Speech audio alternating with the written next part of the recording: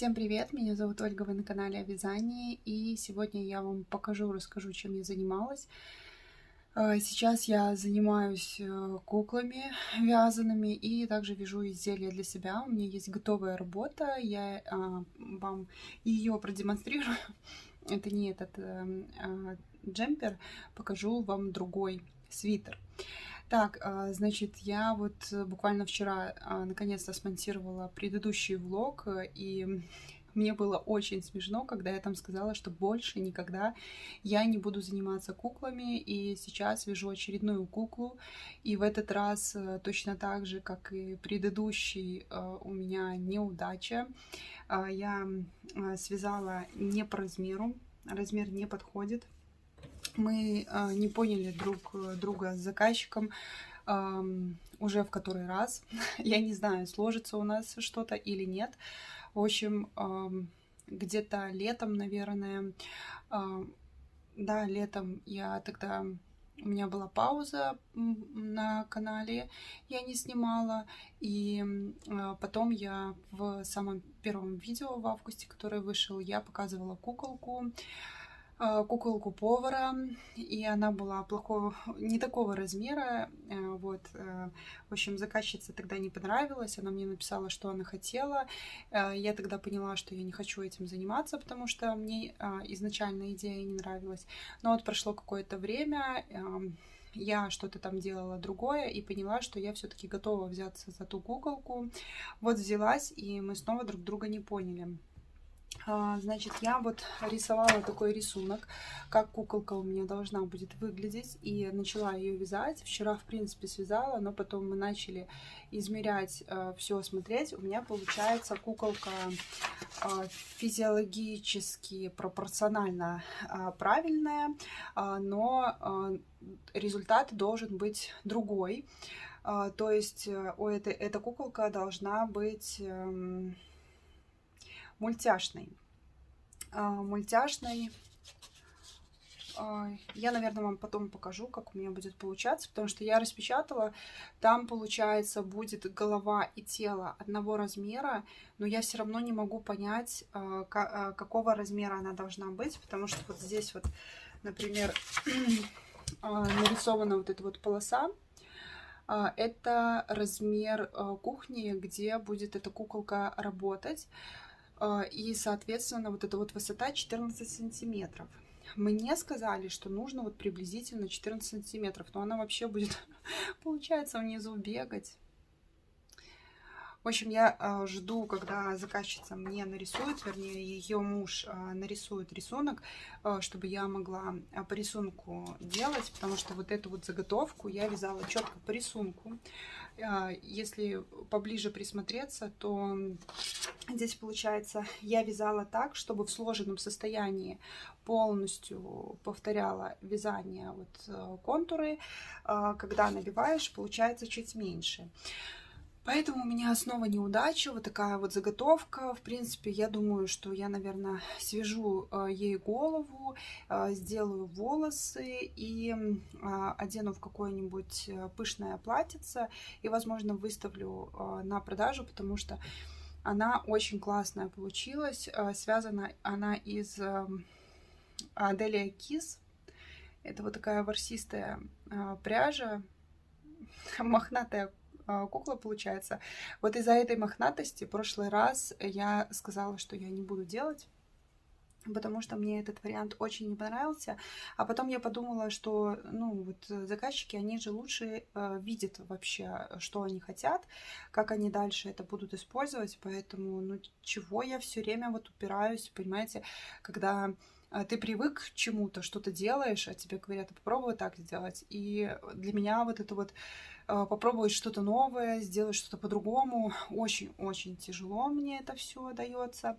Поэтому, да, я вот, считайте, больше чем полгода зрела, чтобы переделывать эту куколку. Вот, и, кстати, она очень хорошо стоит. Здесь сделаны большие подошвы вот такие вот, для того, чтобы она была очень устойчива. Также я здесь модифицировала каркасный скелет. И получается, что здесь Ноги сгибаются в щиколотке и в коленном суставе. Вот здесь вот и вот здесь вот согнуть ногу невозможно. Это сделано для того, чтобы можно было куколке придавать форму. Вот. И вообще здесь я много таких моментов предусмотрела каркасных, что хоть снимай мастер-класс на таких куколок. Вот, но если будем что-то вязать, то действительно такое большое, потому что, чтобы все объяснить, показать, мне нужен большой размер. Больше я ничем не занималась, у меня тут вот Аделия Киса заканчивается, но если мы будем делать куколку меньше, я думаю, что я буду вязать крючком меньше и буду брать только половину ниточки. То есть здесь Аделия Кис состоит из 4 ниточек. Ой, не 4, а из 6. То есть я буду брать буду брать 3 ниточки, расслаивать вот эти вот 6 ниточек и вязать половинку. Вот, это, конечно, усложняет работу, потому что нужно разматывать, потом вязать, потом снова разматывать, она путается, там, в общем, все это сложно. Поэтому, ну, больше как бы я ничем не занималась. Да, кстати, покажу вам. Я когда увидела эти волосы, я поняла, что все, я могу связать эту куколку, потому что у этой куклы будут прям яркие розовые вот такие волосы. Это натуральная козочка. Она вот на коже прямо, да, прокрашенная. Очень яркий, красивый цвет. Заказывала на Wildberries. Конечно, стоят они очень-очень дорого. Но мне очень хочется эту куколку сделать. Вот, значит, следующее, что я вам покажу. Я довязала свой свитер и сделала на нем вышивку. И также я провела уже ВТО, то есть его постирала, он высох.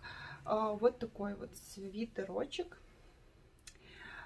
Я вам, наверное, сейчас расскажу, что мне не очень нравится. Вот, и потом вставлю вам видео, где я его примерила, чтобы вы посмотрели, как он на мне сидит. Значит, первое, что здесь плохо, надо же косяки показать. Он классный. Я его носить буду, но есть детали, о которых буду знать только я, больше никто о них не узнает, потому что они не видны, и, ну, всем никто не сможет этого увидеть, только, наверное, если прям опытная вязальщица, если очень близко будет рассматривать этот свитер в руках.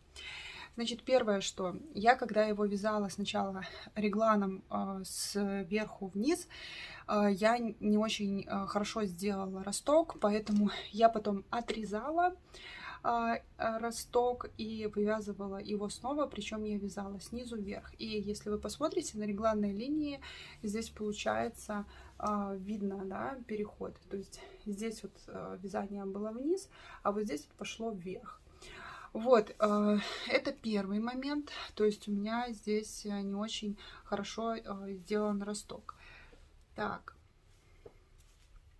следующий момент, который я хотела, я просто смотрю, как будто спинка, нет, он должен вот так вот. Я просто держу, он оттягивается. Тут росточек небольшой на самом деле.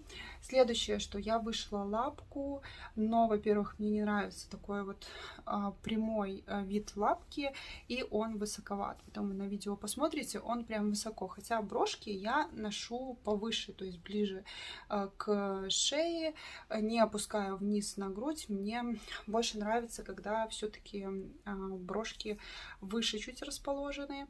Вот, но мне эта лапка меньше нравится, чем вот эти лапки, которые сбоку. Сбоку я лапки специально разместила, у меня получается на самом боку, и потом переходит, ну вот здесь вот как бы вот эта лапка, когда на теле, она закрывается рукой практически. Остается только одна. Вот эти лапки мне нравятся больше. Я бы, наверное, лучше вышивала здесь такую же лапку, которая вот на бок смотрит, но расположила ее чуть пониже. Вот, значит, ушло у меня на этот свитер. Это Alize Кашмира. Номер цвета я не помню. Значит, вязала на спицах 4,5. если я не ошибаюсь.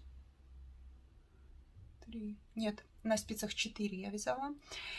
И ушло у меня 350 грамм, пускай. То есть у меня от 4-го мотка остался клубочек небольшой, и целый моток остался. У меня была целая упаковка.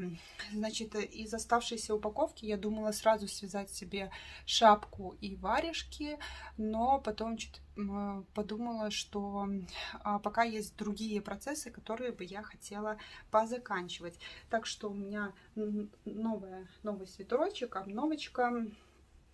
Конечно, там по прогнозу вроде бы холодов не обещают. Это, конечно, хорошо, поэтому свитерок будет ждать уже осени. Он тонкий, он теплый, это стопроцентная шерсть. Его можно будет носить, вот когда на улице градусов там 8-10, его можно одевать под джинсовку и носить. Он будет согревать, будет комфортно, при этом не надо одевать большие какие-то куртки. В общем, да, либо если будет холодные какие-то дни летом, что тоже бывает, иногда температура очень сильно падает, тоже можно одевать этот свитерочек, джинсовку, то есть не нужно будет доставать вот эти осенние демисезонные какие-то более теплые куртки.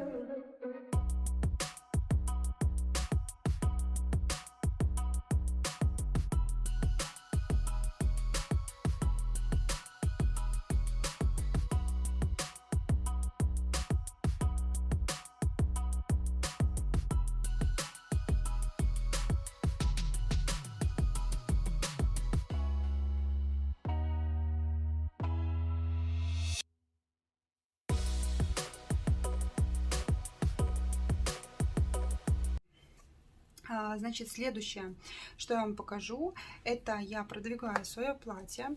Значит, у меня осталось вот такой моточек. Здесь уже заканчивается вот эта вот многослойность.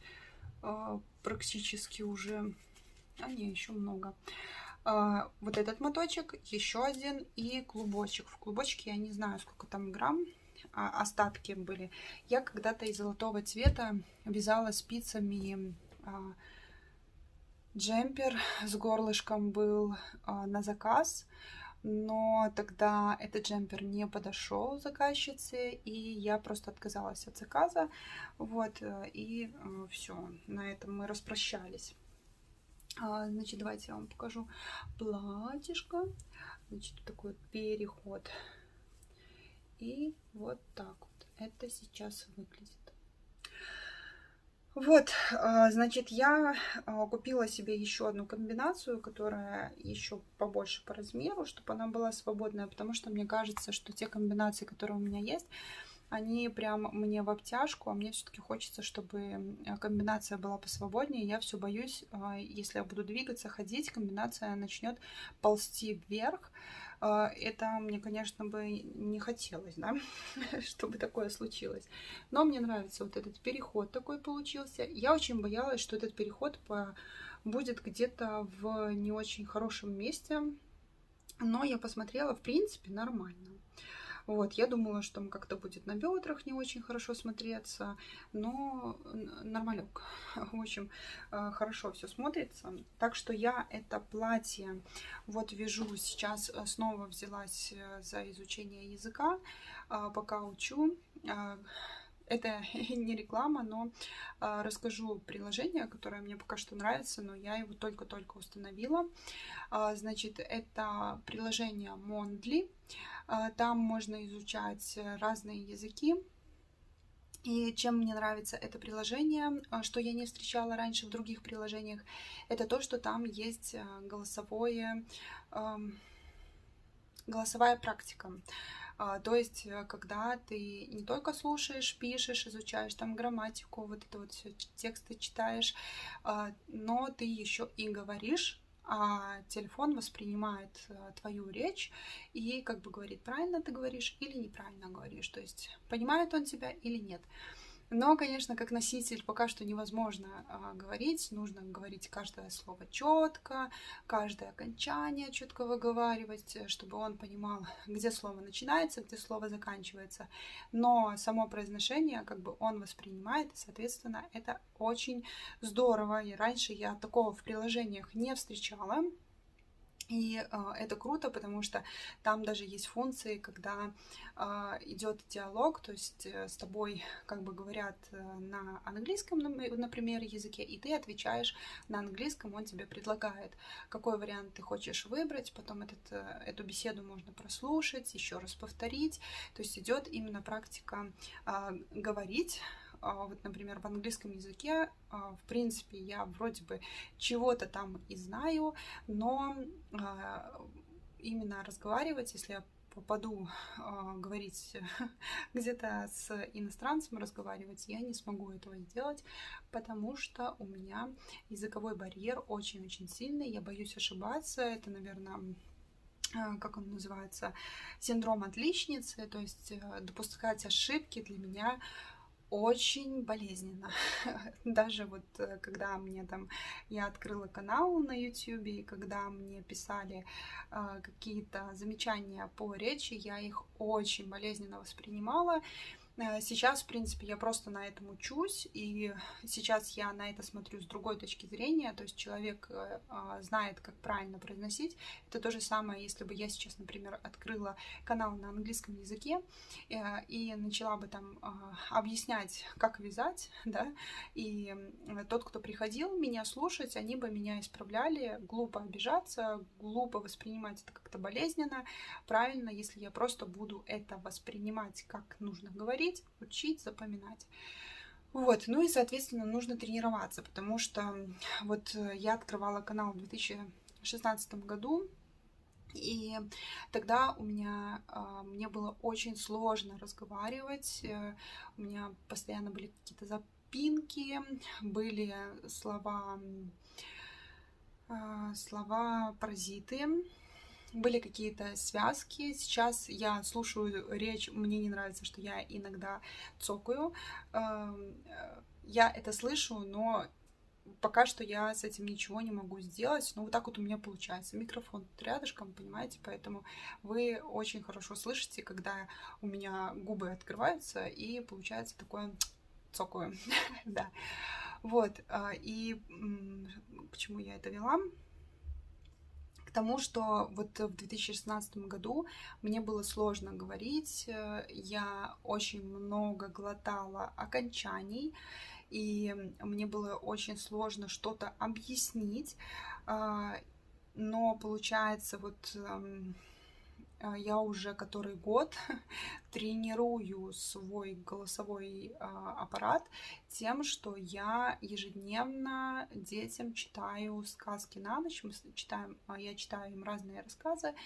Это больше, наверное, подростковые, потому что младшие засыпают практически сразу, а вот старшая всегда слушает.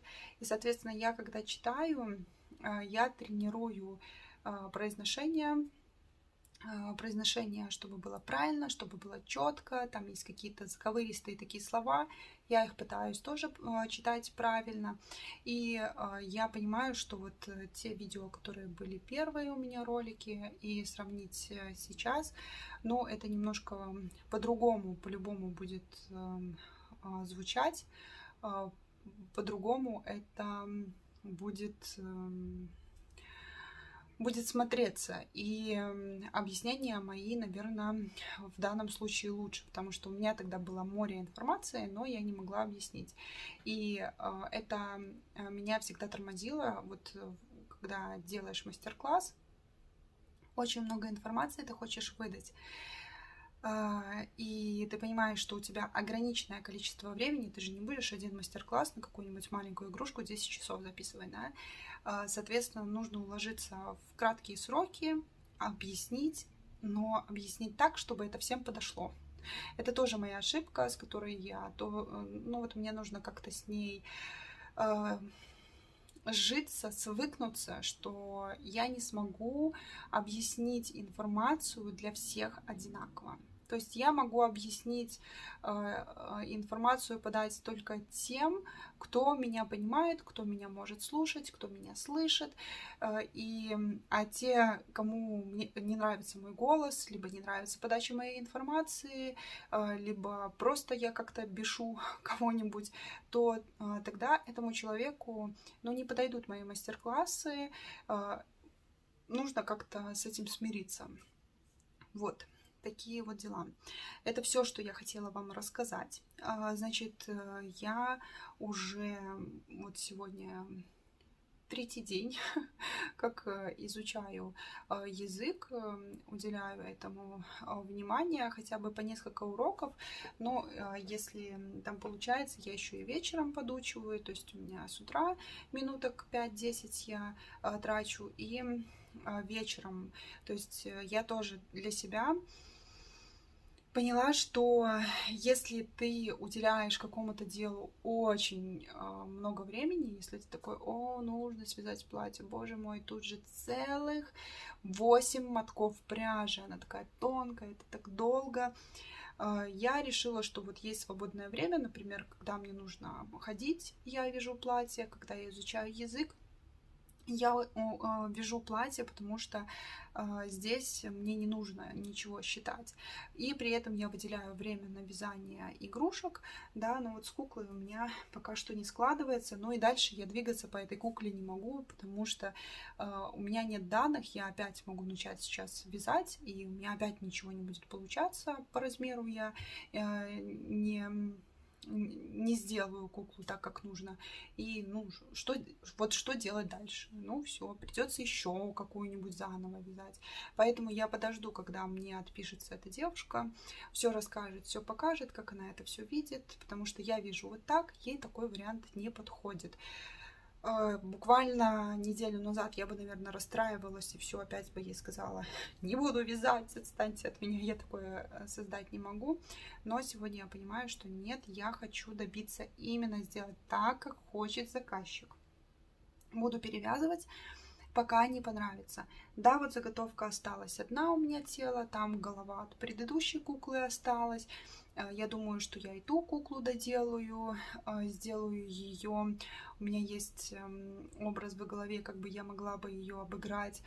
Это Свете большое спасибо, которая шьет для кукол одежду. Она мне уговорила, что ни в коем случае ничего выбрасывать не надо. За эту куклу заступилась Маша. Тоже Маше большое спасибо, потому что она в Инстаграме посмотрела, говорит, классное тело для куклы. Я говорю, пойдет в мусорку. Он такой, нет, нельзя в мусорку, зачем? Нужно доделать, что-нибудь придумать другое. Но это я отложу на потом. Вот, так что вот такие вот у меня дела. Увидимся чуть попозже. Я думаю, что на этой неделе я буду заниматься куклой, соответственно, покажу вам куклу.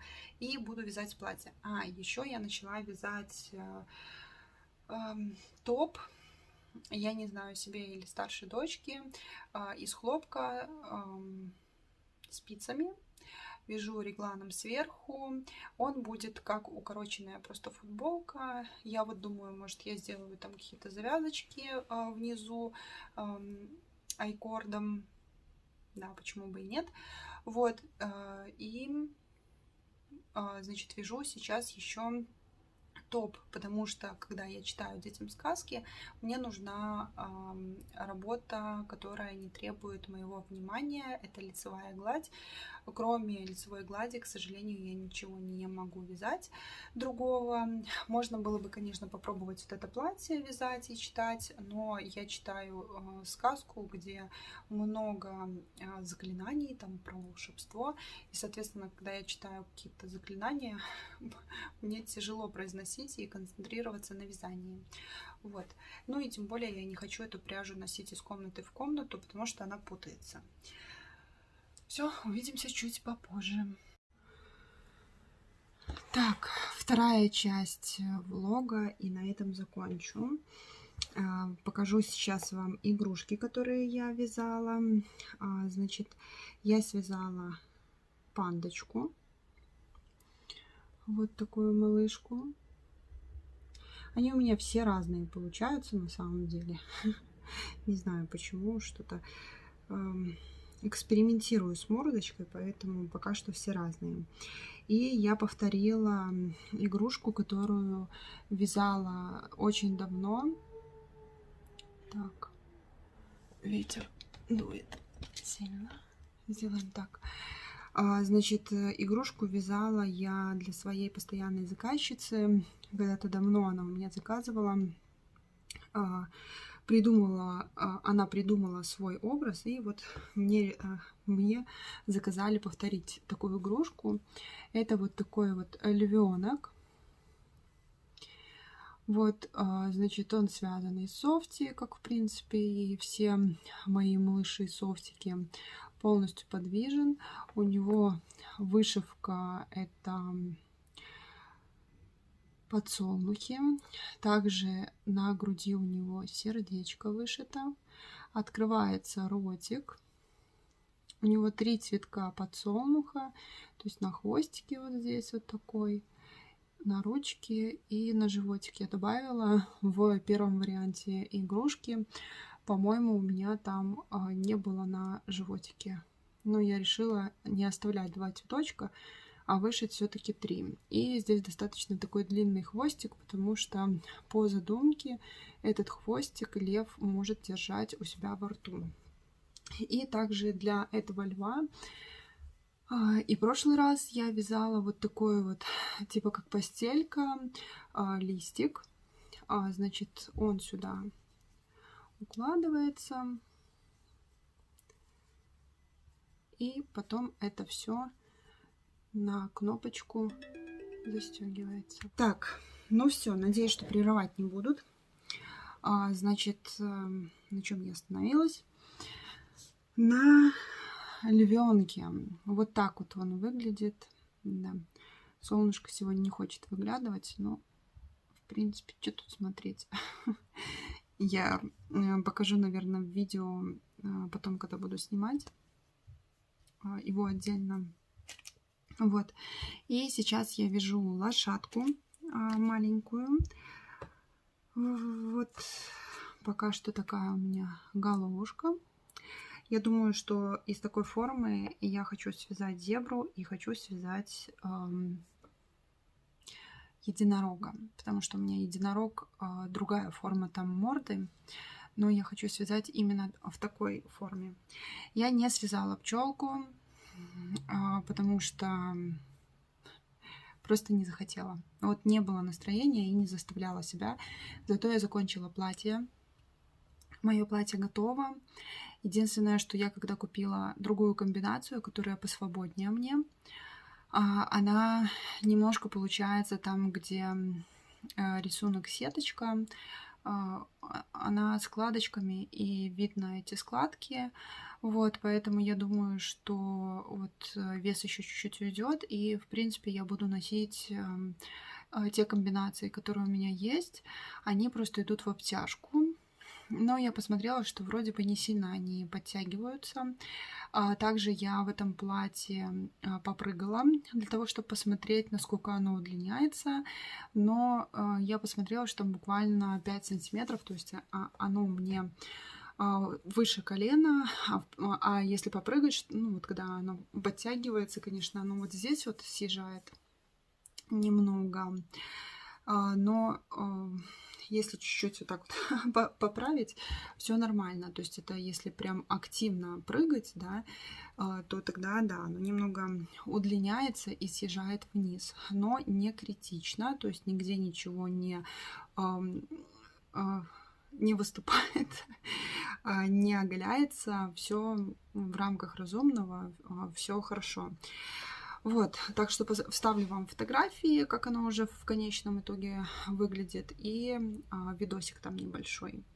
Также я вам покажу, что я вот говорила в прошлой части. Начала вязать из пряжи, сейчас скажу, из пряжи Газал Гиза.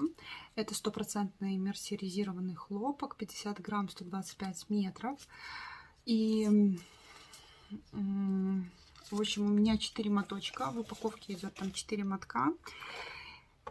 Я, в принципе, примерила это на себя и поняла, что это для меня маленькое будет в любом случае, потому что здесь небольшой реглан по длине, но моей дочке как раз будет хорошо. Единственное, что я не хочу ее делать очень длинной, хочу такое типа как укороченная кофточка, она носит тоже брюки с высокой талией, юбка у нее тоже с высокой талией. Соответственно, я, ну тут совсем немного связано от подрезов, буквально сантиметров 6. Вот, значит, я довязываю, это получается уже второй моток, и у меня остается 2 мотка. Значит, я хочу вывязать полностью вот этот моток и еще один моток связать. Сейчас посмотрим, где у нас тут была смена. Ну вот как раз получается где-то перед подрезами я поменяла ниточку. Вот, и уже вот, ну, буквально 2 сантиметра, да, получается, до подрезов у меня оставалось. Ну и, соответственно, я думаю, что 3-й моток я вывяжу на тело. Затем я соберу это все на ниточку. И мы примерим это с дочкой. Если длина будет достаточно, то я свяжу резинку. Если длину там нужно будет еще довязать, то я сделаю небольшие рукава и пущу все на длину тела. Вот это получается я вяжу вечером во время чтения, потому что здесь лицевая гладь, чтобы мне ну, было чем занять свои руки, пока я читаю сказки. И так как платье я закончила, и кофточку свою тоже закончила, но я не могу закончить свои огромные носки. Значит, это носки из 100% шерсти. Это рассказовская пряжа. Мне ее подарила Oxy Magic. Оксана, спасибо большое. Я вяжу. Они у меня лежали, но я вяжу. Значит, эти носки очень большие по размеру получается, но я их хочу свалять. Я вот довязываю второй носок. У меня тут пришло уже момент к пятке. Значит, эти носки я уваляю. И я посмотрела, что мне хватит еще на одну пару. Но следующие я буду вязать на спицах поменьше. То есть возьму где-то спицы 3,25. Сейчас я вяжу на спицах номер 4. И на спицах поменьше свяжу такие носочки, чтобы можно было их на случай, когда холодно, да, хотя у нас в квартире не бывает холодно, помещение маленькое, людей много, обычно воздух очень быстро нагревается из-за того, что мы много дышим и нас много, вот, и поэтому не совсем холодно, но бывает, когда особенно там призаболеваешь чуть-чуть, хочется согреть ноги, чтобы была именно вот такая грубая шерсть, чтобы ноги быстренько согрелись. Можно и на голые ноги будет одеть эти носочки, можно будет на хлопковые, если прям сильно будет колоться. Так что я хочу довязать второй носочек и отправить в стиральную машину. Буду стирать их при 40 градусах. И в мешочке, наверное, постираю, чтобы они сильно там не мотлялись с одеждой. И затем, когда я достану с стиральной машины, я их просто помещу на блокаторы, для того, чтобы они высохли на блокаторах. И я думаю, что у меня все должно получиться, даже если они очень сильно уваляются. Но там запас большой, там где-то 4 сантиметра, 3-4 сантиметра по длине, и в ширину они такие большие. Единственное, что, возможно, они будут коротковатые, но ничего страшного, будут как тапочки такие. Плотные носочки, укороченные просто станут. И, в принципе, это и хорошо, потому что если стопа нормально переносит колкость и в принципе, комфортно, когда немножко покалывает, то если начинает колоть там, где щиколотка, это довольно-таки неприятное ощущение, постоянно хочется это место почесать, вот, так что если они станут покороче, это даже будет мне на плюс. Вот, значит, буду этот влог я заканчивать. Увидимся с вами в новом видео, наверное, через неделю. До новых встреч. Всем пока-пока.